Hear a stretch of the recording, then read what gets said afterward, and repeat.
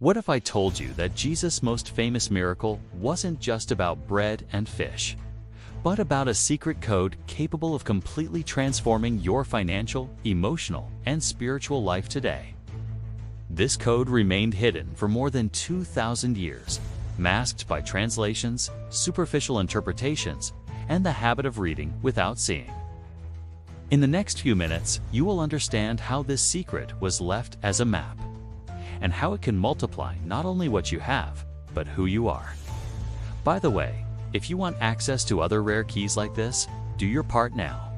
Subscribe and leave a like. This is like opening the first door of the code, because this is where we continue to decipher mysteries that can change the course of your story. Imagine the scene. The sun is beginning to sink below the horizon, painting the sky orange and gold. The air is warm, but charged with a collective weariness. There's dust on the ground, dust in the air, and dust on your clothes. You're in the middle of a crowd. Men, women, children, the elderly, all pushing to get closer to him. The Master? For hours, you and everyone around you have heard words that seem to penetrate your skin and touch your spirit. Words that brought meaning, healing, hope. But now, something inevitable happens. The body takes its toll. Hunger grows, the murmur of voices begins to grow. Eyes meet, searching for a solution. Some look back, wondering where to return, but return to where? So the disciples approach him with a legitimate concern. Master, dismiss the crowd so they can go to the villages and buy something to eat. What he answers is almost absurd. You give them something to eat. Think about it. You're standing before thousands of people, and what you have is nothing, or almost nothing. What reaches him are 5 loaves of bread and 2 fish. It's insufficient, ridiculously insufficient, humanly impossible. But here is the detail that almost everyone ignores. The miracle doesn't begin when the bread multiplies. It doesn't begin when the baskets are full. The miracle begins with the command that precedes everything. Have everyone sit in groups. Why this? Because chaos is not fertile ground for multiplication. Abundance does not manifest itself in disorder. Think of what was happening. Thousands of people, scattered, confused, hungry. But he begins by organizing. He puts things in order. He transforms the whole into manageable parts. It's not just to facilitate distribution, it's a principle, a key to the code. This is the first hidden lesson.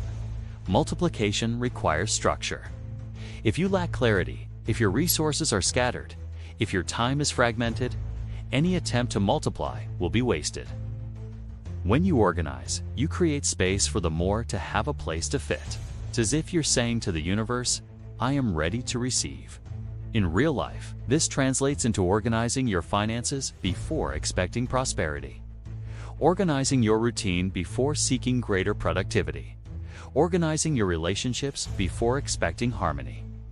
Jesus could have simply conjured up bread and fish out of thin air, throwing them into the crowd, but he didn't.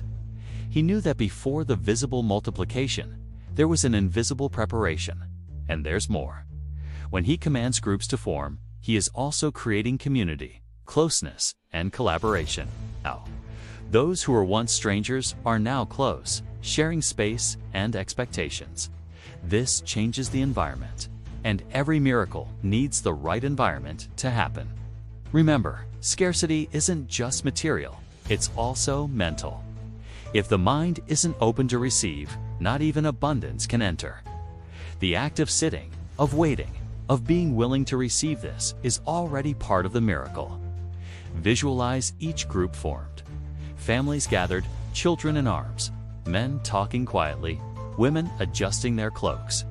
Everyone has a look of mixed hunger and curiosity, and there in front, Jesus holds the little he has and gives thanks. Here's another point that goes unnoticed. He thanks before multiplication. This is a shocking principle to human logic. Most people only give thanks after receiving. But in the divine code, gratitude is the seed, not the fruit. When you give thanks for the little, you transform it. Not just spiritually, but mentally. True gratitude changes your perception, and that changes your actions. And when your actions change, the results change too. Now imagine the scene through the eyes of a disciple. You see Jesus look up, pronounce words of blessing, and begin to break the bread. He hands you a piece. It's little. More than little lids, insignificant in the face of the crowd. But you obey. You walk to the nearest group and give it to them. And then, something strange happens. You return, and he has more to give you. You return again, and there's still more. The little doesn't end. You begin to realize that it's not at the starting point that the miracle fully manifests, but in the process. This is another key. The miracle grows as you move. If the disciples had stopped, waiting for the baskets to be full before beginning, the miracle might never have happened. Order, gratitude, and movement form the invisible foundation of all multiplication. This is the miracle you do unknow because most people only see the end of the story. The moment when everyone is eating and satisfied.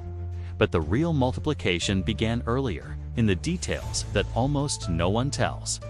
And here's the most provocative part. You can apply these same keys today, right where you are. Organize what you have. Give thanks before you see the change. Start acting with little, even if it seems ridiculous. The bread and fish are just symbols. The real miracle is the mindset.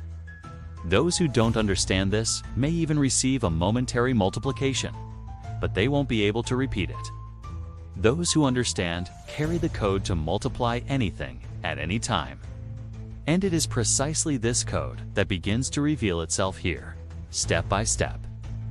In the next chapter, we'll unlock the second Ketha, one hidden in the numbers. 5 loaves and 2 fish. Numbers that at first glance seem like mere historical detail, but are actually ciphers of a universal pattern. A map that spans centuries and connects divine mathematics with the hidden rhythm of multiplication. 5 loaves, 2 fish. If you read quickly, it seems like a mere practical record, almost irrelevant. But nothing in biblical narratives is there by chance. Each number carries weight, meaning, and often a code that spans cultures, centuries, and even spiritual dimensions. Remember, we are talking about a teacher who deeply knew the Torah, the prophets, the oral tradition, and the hidden layers of meaning. Jesus wasn't just accepting what they had. He was dealing with aperfect symbol to reveal an eternal law. Let's start with number 5. In Hebrew tradition, 5 represents grace, the divine grace that supplies, that fills what is lacking. But it also represents the 5 senses: sight, hearing, touch, taste, and smell. It's the number that connects the spiritual to the physical. It says as if 5 were the bridge that invisible abundance crosses until it manifests in the material world. Now think. 5 loaves of bread is a staple food, daily sustenance, energy for life. And 5 loaves represent the totality of human sustenance covered by grace. When you understand this, you realize that multiplication doesn't begin with quantity, but with the meaning of what you have in your hands. The number 2, on the other hand, carries another symbolic meaning: union, agreement, testimony in Jewish law. Something was only established with the testimony of 2 witnesses. 2 is partnership, alliance, and balance. 2 fish in biblical symbolism is linked to life, movement, and propagation. Fish multiply in abundance, symbolizing fluidity and expansion. To fish signify expansion sustained by agreement, movement fueled by alliance. And here's the key. When you combine 5 and 2, you get 7. 7 is the number of fullness, of perfection, of the complete cycle. It is as if, at that moment, Jesus was holding not only bread and fish, but an entire map of abundance in the hands. 5. Total grace over all sensory and physical areas. 2. Alliance and continued expansion. Together, complete perfection. This is not superstitious numerology. It is a symbolic language that permeates the entire Bible and is repeated in nature. Numerical patterns are like God's fingerprints on the fabric of reality. Now, look at something fascinating. When you read 5 loaves and 2 fish as just historical data, it doesn't change anything. But when you understand the code, these numbers stop being statistics and become a formula. Let's apply it. Imagine that the 5 represents your full potential, talents, skills, resources, experiences. The 2 represents agreements, partnerships, connections that can enhance what you have. The 7 is the result: fullness, fulfillment, multiplication. If you only have the 5 inner potential, but not the 2 external alliance, you are stuck in capacity, but without expansion. You only have to partnership, but not 5 content and skill. You end up depending on others and cannot sustain growth. Multiplication happens when both meet. Now look how this connects with what we saw in the previous chapter: organization. First key creates the space to receive. The code of numbers' second key reveals how to sustain and direct what will be multiplied. And for those who think this is just a poetic interpretation, there is something even deeper. The 527 pattern appears repeatedly in Scripture and even in creation. 5 books of the Torah Pentateuch. 2 great commandments that Jesus summarized. Love God and love your neighbor. 7 days of creation. In other words, the very structure of the Word and the universe echoes this sequence. It's no coincidence, it's a signature. Now imagine being there, among the crowd, watching Jesus hold these exact numbers in his hands. Perhaps no one around was thinking about it, but in the spiritual world, something was being clicked, as if a code were being entered and activated in that instant. This is the kind of detail that differentiates the casual reader from the attentive decoder. And here comes the provocation. How many times have you had 5 loaves and 2 fish in your life, but despised them because you thought they were not enough? How many times have you had everything to make 7, but let it pass because you didn't recognize the formula? This realization changes everything. When you see that every resource, no matter how small, carries a code, you start to act differently. You don't waste. You don't underestimate. You don't compare.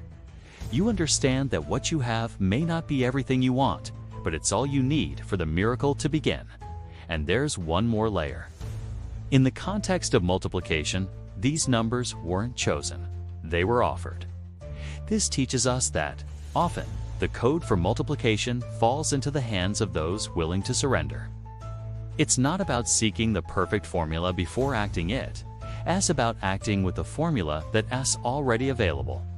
Returning to the scene, Jesus holds the 5 and the 2, raises his eyes to heaven, and blesses. This gesture is charged with symbolic power. It connects what is human.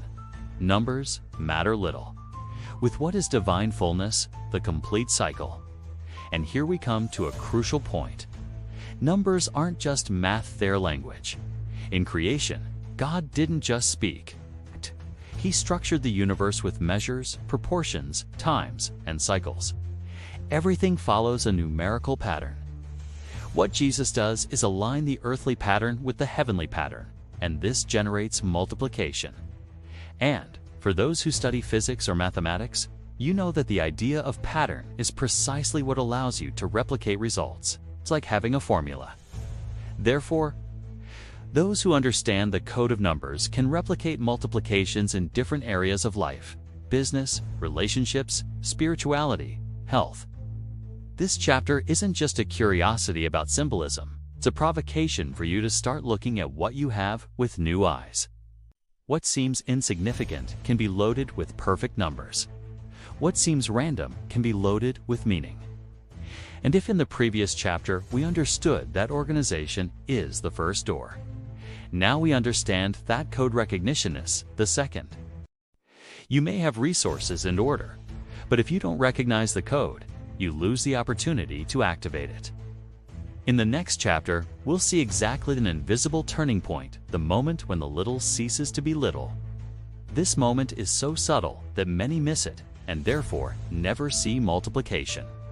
Let's decipher when and how this turning point occurs, and why it isn't magic, but rather a direct consequence of applying the first two keys. Multiplication doesn't happen like instant magic hit happens as a process, and every process has a turning point. A precise, almost imperceptible moment where the little ceases to be little and begins to expand. Most people don't see this point because they're too busy waiting for a final result, and so they miss the exact moment when everything changes. Let's get back to the scene. The groups are formed. The environment is organized. Jesus' hands hold the 5 loaves and 2 fish, the perfect code we explored in the previous chapter. He looks up, gives thanks, and begins to break. So far, nothing has changed in the eyes of the crowd. It's just a man breaking bread. Now imagine being one of the disciples in that moment. You approach and receive a piece. It's small, it's insufficient. You know how many mouths you need to feed, and you know it's nothing. But, obeying, you walk to the first group and hand it over. You return to Jesus, ... and he places more bread in your hands. You go again, hand it over. You return once more. And there is still bread, and fish, and more. It is in this cycle that something extraordinary happens. The turning point is here. Multiplication does not happen before you move, but while you move. This is the invisible moment that almost everyone ignores. The human mind wants to see abundance before acting. It wants guarantees before risk. It wants baskets full before taking the first step. But in the divine code, abundance only reveals itself in the act of surrender. Think of it as a universal principle. A seed only sprouts and begins to grow after it is planted in the ground. A river only flows after the dam opens. A harvest only exists because someone planted first. Physics also confirms this. Potential energy only transforms into kinetic energy when there is movement. The act of walking, giving, distributing, all of this activates the law of multiplication. But there is something even deeper. The turning point is a test of trust. It's the moment you act not because you see, but because you believe. The disciples didn't come back saying, "This won't work." They came back because each time the little was there again. And here's the key to applying this outside of the biblical context. Want to see your finances multiply? Start investing or distributing value, even if it seems small. Want to see opportunities multiply? Start taking action with what you already have, even if it's not the perfect scenario. Want to see growth in your relationships? Start giving them attention, care, and time, even if you don't think you have much to offer. This while is where the miracle happens. And this is where many fail. They stop halfway because they look at the little they have and conclude that it's not worth continuing. But the code is clear. As you give, more comes. Now visualize the scene again. With each journey, the disciples realize they do need to wait for the miracle to be completed before they act. They are part of it. They are not just spectators. They are channels. This realization is liberating, because when you understand that you are not just a receiver, but a channel, your perspective shifts. You don't just wait passively. You move. And as you move, you see the multiplication happening.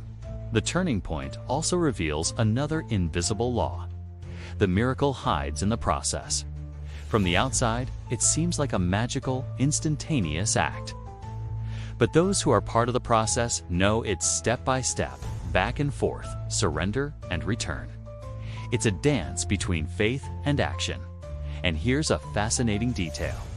If someone had stopped to count each piece, trying to measure progress, they would probably have been frustrated. Because at first, the difference seems minimal. It's only in the accumulation of the back and forth that the real impact becomes visible. This principle is the same one that drives successful businesses, high-performance careers, and transformative projects. Growth is rarely explosive at first. It's incremental until it reaches the point where it becomes exponential. In the case of the loaves and fishes, the turning point was on. When the baskets were full, it was when the first disciple returned and saw there was still more. This more was the silent signal that the process was activated. And here's a provocation. What is your invisible turning point? Maybe it's the moment you receive your first client, your first positive feedback, your first step in the right direction. Small in the eyes of others, but giant in the code of multiplication. The truth is, if you don't identify and value this point, you risk abandoning it before seeing the miracle complete. And many people live endless cycles of starting over, because they give up just when they were about to see the curve tilt upward. This is the third key to the code. Moving with little activates abundance. Organization creates space. Recognition of the code gives direction. Constant movement triggers the process. In the next chapter, we'll explore one of the most counterintuitive laws of multiplication, the law of distribution. We'll understand why holding on to what you have is the quickest way to lose it, and how constant circulation not only maintains but expands abundance in bread, fish, and every area of life. Have you ever noticed that in human logic, when something is scarce, the instinctive reaction is to protect it, to hoard, hide, preserve? If I share, it will disappear. It's the same with food, money, time, and even knowledge. But in the code of multiplication, this logic is completely reversed. Here, the more you distribute, the more you have. This is the law of distribution. It is visible in nature, in the human body, in finances, in relationships, and especially in biblical stories. And the episode of the 5 loaves and 2 fishes is one of the purest expressions of this law. Let's return to the scene. Imagine if, at that moment, one of the disciples had thought, "I'd better save some for myself, because what if it runs out?" It seems prudent.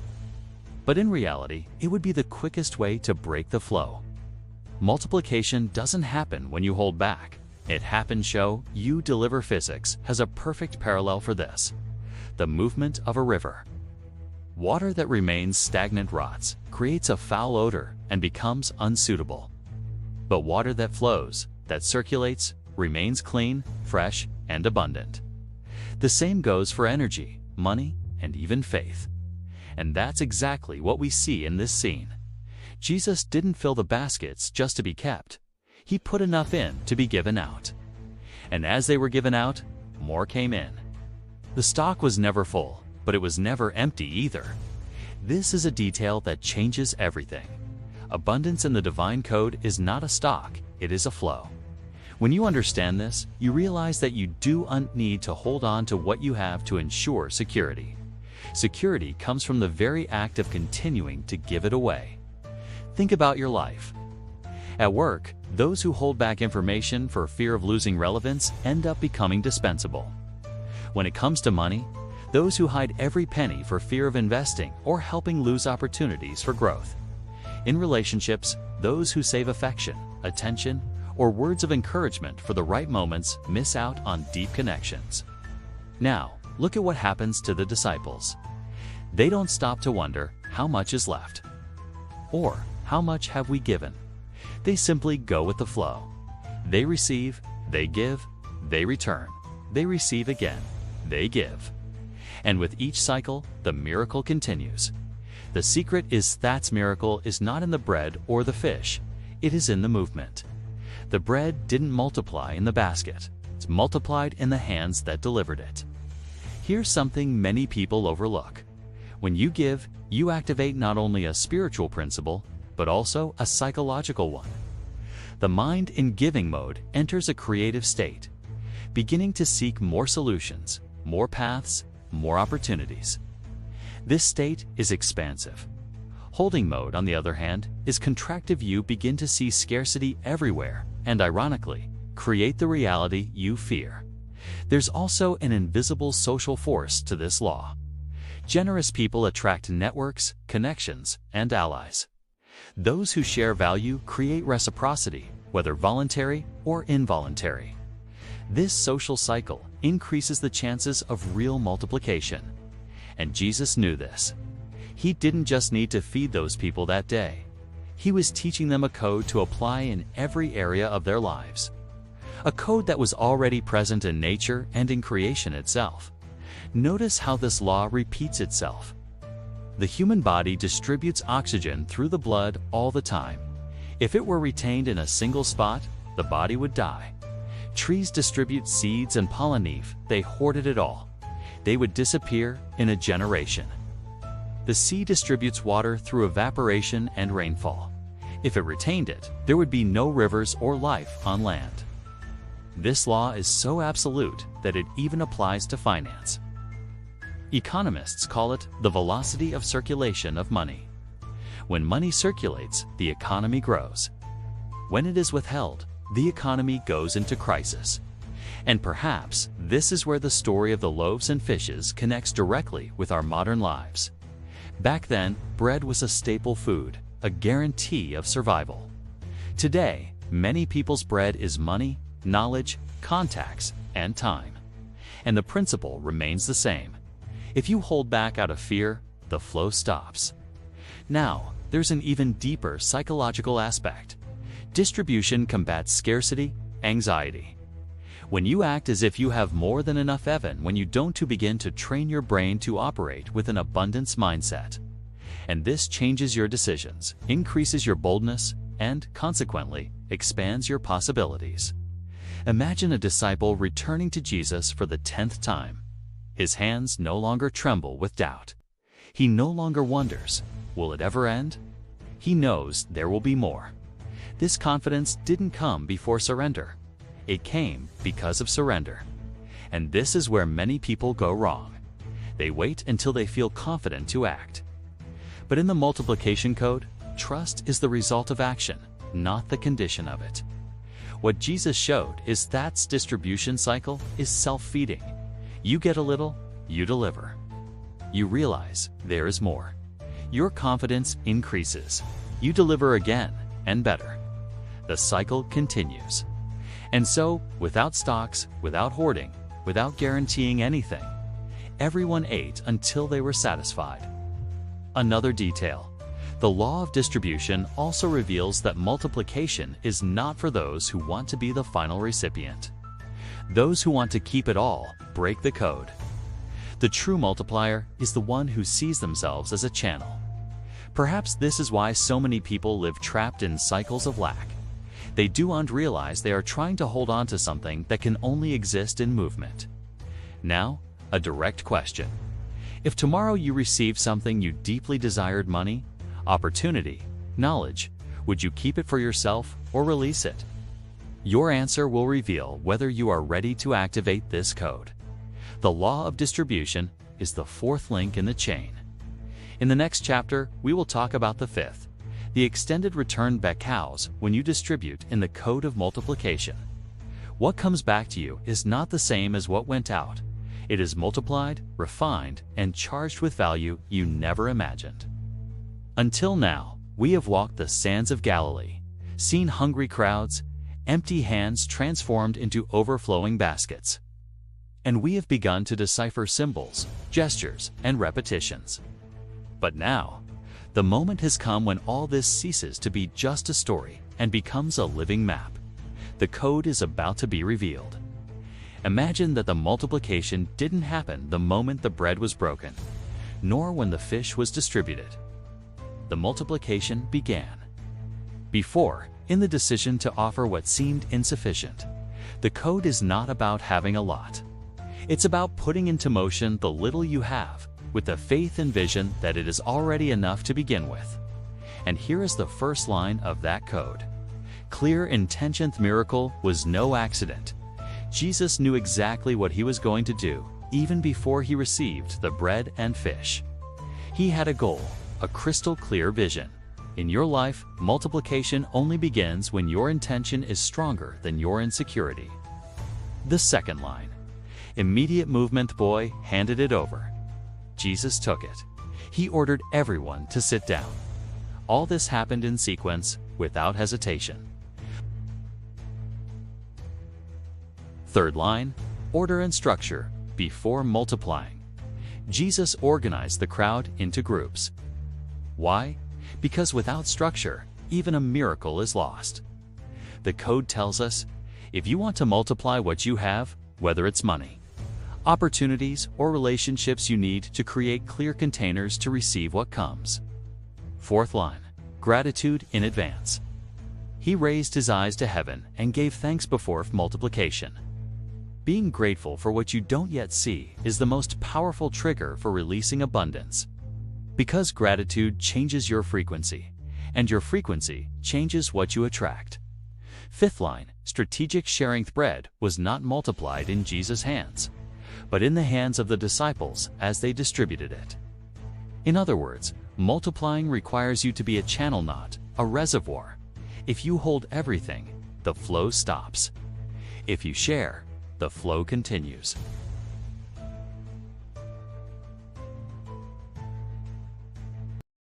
When we join these 5 lines together, the code appears.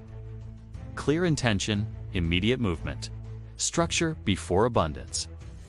Gratitude in advance. Strategic sharing. Think of it as an ancient password, engraved between the lines of a story that has been told millions of times. But few have stopped to read carefully. Now, close your eyes for a moment and visualize the area of your life that most needs multiplying. It could be a balance in your account, a relationship you want to restore, or a physical strength that seems to be running out.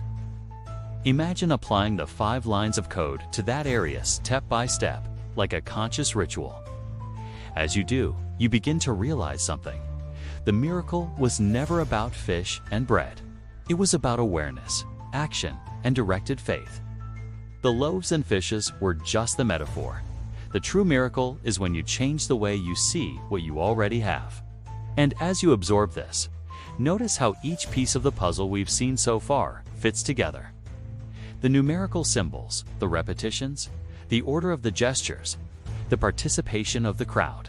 Nothing was by chance. This is the point where the story stops being distant and becomes personal.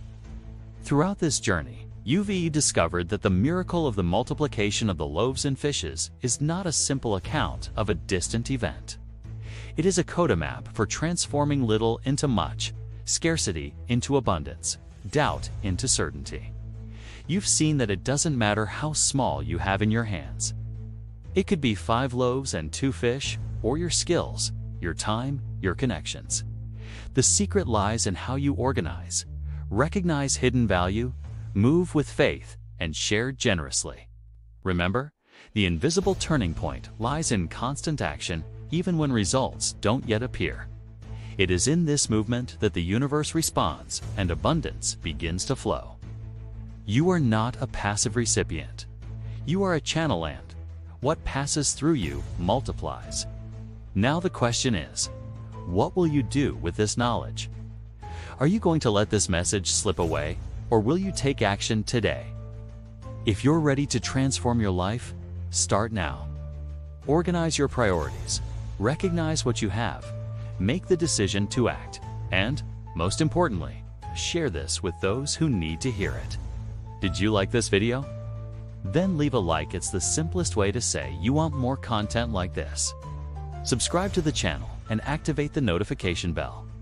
This way, you won't miss any powerful secrets that can change your life. And share this video with someone who needs to hear this message. The flow of multiplication only happens when we give it a voice and space to spread. Transformation begins within you, but it doesn't end there. It needs to circulate. Thank you for being here until the end. Your journey of multiplication is just beginning.